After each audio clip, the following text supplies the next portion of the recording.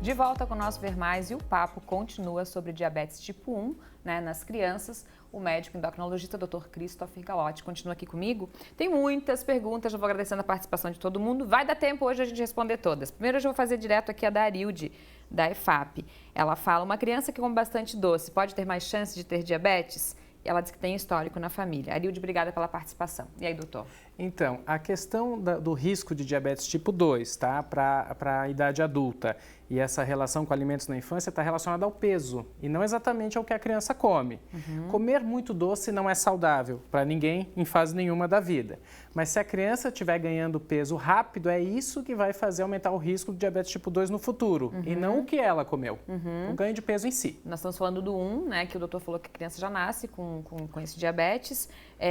A Rosângela está perguntando exatamente qual a diferença do tipo 1 para o tipo 2 e qual seria mais grave. Rosângela, eu vou te dar uma dica, não fica chateada, mas lá no nosso Instagram, @vermaisoestsc, tem um link para o ND+, o doutor falou sobre isso lá no comecinho da entrevista, ele falou direitinho a diferença de um e de outro. Eu vou aproveitar o tempo do doutor aqui para tentar responder outras perguntas, mas também para a gente falar de uma novidade, Primeiro vamos falar dos tratamentos. Como que faz o tratamento, Detectou que tem diabetes tipo 1 na criança, o que faz? Então, a única maneira é repor, como eu já havia comentado, no organismo o hormônio que a criança não participa mais, que não produz mais, que é a insulina.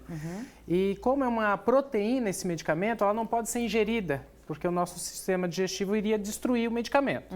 Então, ela precisa ser aplicada pela via subcutânea, ou seja, embaixo da pele, não é no músculo e nem na veia. Então, o tratamento clássico é de múltiplas doses diárias de insulina, aplicação subcutânea. Existe uma novidade agora para adultos, que é a insulina inalada, que estava nos Estados Unidos e acabou de chegar no Brasil. Há poucos meses já está sendo comercializada, mas é acima de 18 anos em bula por enquanto. E o que eu quero trazer mais de novidade para a nossa região é o uso da bomba de insulina. A bomba de insulina é um computador, é um dispositivo eletrônico, mais ou menos do tamanho de um smartphone, e que a gente coloca ali um refil de insulina e de dentro dessa bomba sai um catéter que pode ser implantado na coxa, na nádega ou no abdômen. Ele faz uma infusão contínua de insulina. Então, o paciente que faz uso desse dispositivo, ele não precisa ficar se aplicando insulina 3, 4 vezes por dia, como é o tratamento convencional. E as bombas mais modernas, de marcas superiores, têm uma monitorização contínua da glicose. Então, o paciente olha na tela daquele pequeno computador e ele vê como é que está a glicemia dele em tempo real, o tempo todo.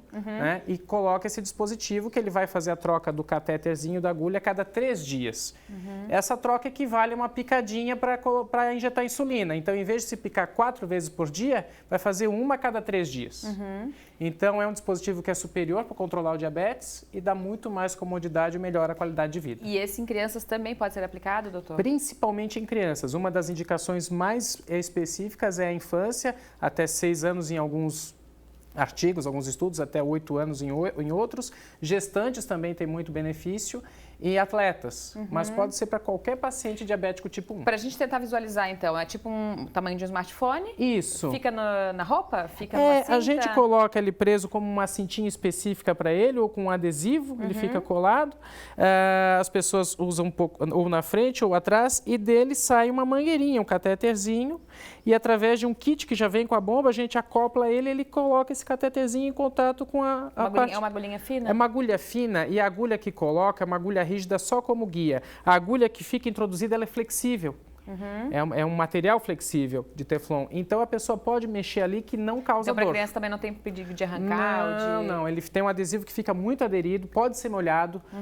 É extremamente compacto, porque é feito mais pensando em crianças. Então, a criança joga a bola, bate ali. E, é claro, não é indestrutível, né? Sim. Criança pula e brinca e tal, mas é muito resistente. E como que é o custo disso? É o acesso, a isso, doutor? Essa é a situação ainda mais problemática, né? Uma bomba dessa, um dispositivo, custa em torno de R$20 mil. Nossa. E manter esse dispositivo com os insumos que se troca a cada poucos dias, por mês custa em torno de R$3 mil. Então, em alguns estados, o estado fornece, o estado de São Paulo fornece a bomba quando a indicação é precisa. O nosso estado, às vezes, alguma situação de via judicial, né? O médico consegue comprovar a indicação da bomba e através de um processo judicial se consegue a bomba. Tomara que a gente caminhe rápido, né? Porque tudo Tomara começa que sim. assim, né? Isso aí. Infelizmente, tudo começa assim, via judicial, depois a gente vai conseguindo que as pessoas tenham mais acesso. Vamos tentar responder mais? Vamos sim. Tem mais gente perguntando aqui, coisas que a gente já acabou falando. A Rosângela que a gente já respondeu, ela vai olhar lá depois no nosso Instagram. Gostaria de saber, o Fábio participando com a gente, se tem diabetes na família em criança ou adulto e o que poderia fazer para mudar a alimentação. Alguma coisa será que ela podia para ajudar? Bom, a gente pode falar, Evandro, não entendi direito a tua pergunta ali no começo, porque ele escreveu bastante, mas Evandro do EFAP, obrigada pela participação. A alimentação é fundamental para prevenir todo tipo de doença. O que a gente podia fazer para prevenir o diabetes no geral, os dois tipos, doutor? O diabetes tipo 1, como a gente não sabe quem vai ter e não está relacionado diretamente ao estilo de vida como um fator desencadeante, não há como prevenir. Mas a alimentação do diabético, e para prevenir o diabetes tipo 2, é a alimentação saudável que todos nós deveríamos ter.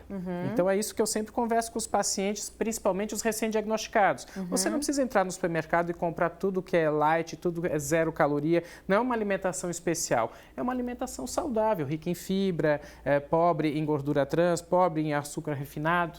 É nesse sentido. E o estilo de vida também de atividade física, é importante.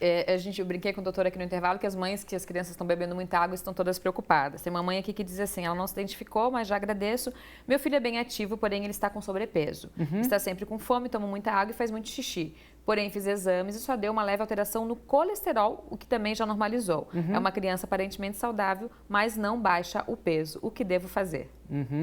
Bom, o que acontece? Falando primeiro, então, separando um pouco a pergunta em duas partes, nessa época do ano, principalmente uma criança acima do peso, o tecido gorduroso mais espesso faz com que o corpo aqueça mais rápido.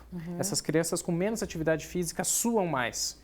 E como o suor é uma perda de líquido, ela repõe tomando mais água. Isso é um mecanismo natural, saudável, precisa acontecer. A criança que tem muita sede e que pode ser suspeita de diabetes, ela tem muita urina, uma coisa realmente muito fora do comum, e ela fica doente. Você não tem uma criança saudável com diabetes sem diagnóstico. Não.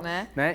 E aí, na questão do que ela falou, da questão do peso, infelizmente, especialmente na faixa etária pediátrica, que a gente não pode usar medicações para reduzir peso, é estilo de vida com bastante atividade física e a restrição de calorias. Para umas crianças mais e outras menos, dependendo do metabolismo de cada um. Então, é importante não comparar o seu filho com outra criança.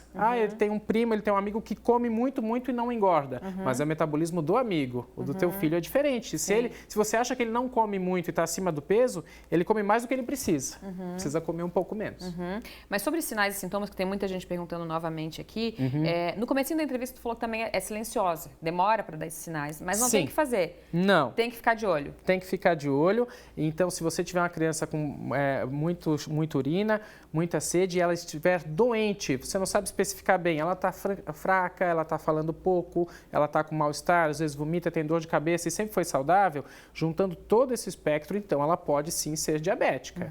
Agora, uma criança que corre muito, pula, brinca, é ativa e toma muita água, e isso já faz 3, 4 meses, certamente ela não é.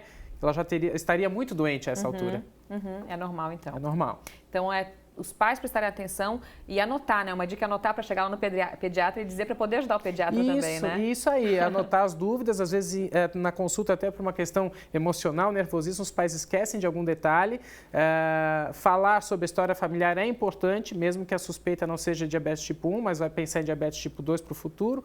Então, é importante. E cuidar realmente do estilo de vida, manter a criança com uma alimentação saudável e atividade física. Tá certo. Muito obrigada pela participação. Ver Mais fica por aqui. Beijo no coração de todo mundo. Até amanhã. Tchau, tchau. Tchau, tchau.